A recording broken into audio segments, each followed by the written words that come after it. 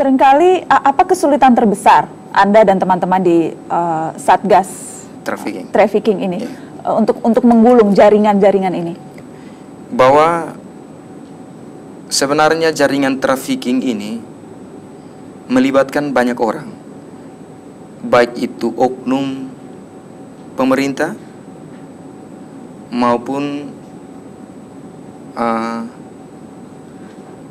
rekan-rekan dari pemerintah desa. Ya. Jadi aparat desa itu biasanya terlibat dalam hal ini menyiapkan dokumen-dokumen yang dipalsukan. Kemudian? Dan kasus-kasus trafficking ini ada operator. Operator yang saya maksudkan adalah operator yang dapat memalsukan segala dokumen. Operator ini adalah operator yang memiliki keahlian khusus dalam bidang IT. Mereka dapat memalsukan apa saja. Dan biasanya mereka beroperasi di tingkat kabupaten apa di tingkat provinsi? Di provinsi. Mereka pada tahapan untuk membawa keluar anak-anak itu. Kemudian walaupun contoh ada beberapa perusahaan tetapi jaringan itu satu.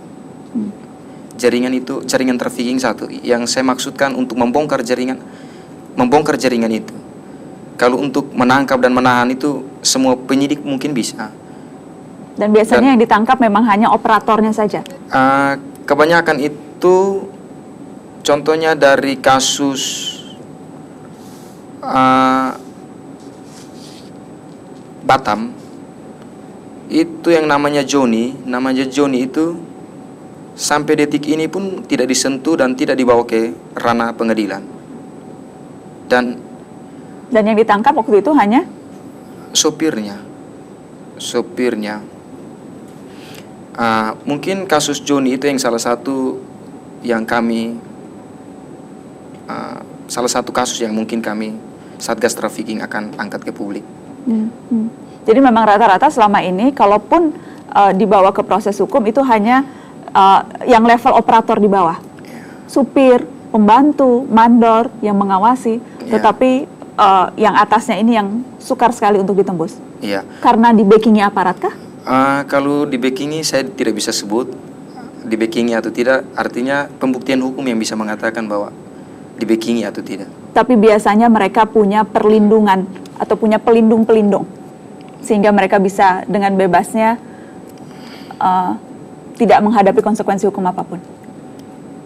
Yang saya tahu, siapapun terlibat, siapapun dia, pasti ditindak oleh hukum. Tapi ketika kita melakukan penindakan itu pasti ada intervensi dari pihak luar atau pihak-pihak yang berkecimpung di dalam jaringan trafficking ini. Apa yang terjadi pada Anda, Pak Rudi, setelah Anda membuka ke media tentang penghentian proses penyidikan yang sedang berlangsung? Menurut direktur, tapi bukan menurut institusi Polri, tetapi menurut Direktur Kriminal Khusus maupun Direktur Umum bahwa yang saya lakukan adalah hal yang salah prosedur. Sehingga mungkin itu keluar ke publik maupun keluar ke rekan-rekan penyidik maupun sesama teman Polri bahwa yang Rudi lakukan adalah salah prosedur. Anda dapat hukuman karena itu? Saya sempat pernah mau diperiksa provos, tapi saya bilang saya tidak pernah melakukan salah prosedur. Tapi kalau seandainya mau diperiksa, silakan, tidak jadi masalah untuk saya. Anda dapat intimidasi selama ketika Anda berusaha untuk membongkar kasus ini? Kalau intimidasi, ya mungkin bagi mereka itu intimidasi, tapi bagi saya, kalau untuk kebenaran sedikit pun saya tidak gentar. Apa itu misalnya? Misalnya, contoh saya dalam bekerja, ya mungkin rekan-rekan yang bagian daripada, kan pro dan kontra. Mungkin yang pro itu di pihak saya, yang kontra itu lihat saya pun tidak senyum. Tapi saya pikir terserah, haknya kamu, gitu. Satgas anti trafficking Ya. yang telah dibentuk di Polda Ya. NTT. Persisnya apa targetnya? Pada prinsipnya kami akan membongkar semua jaringan trafficking baik dari titik NTT maupun sampai ke titik Malaysia. Tapi kami sangat membutuhkan dukungan publik untuk melihat dan mengawal agar jaringan-jaringan ini yang lebih mengutamakan uang daripada nilai manusia, kami akan membongkar.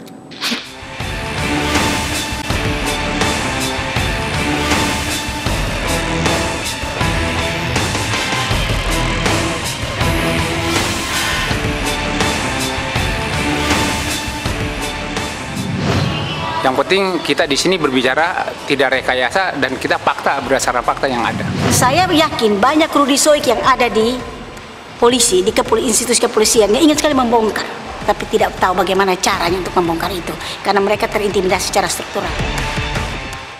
Bagaimana cara Bapak untuk membujuk orang-orang supaya mau bekerja? Saya pergi bujuk mereka, saya tawarkan mereka mau kerja di Malaysia, kalau mau saya bisa antar karena saya ada jalan.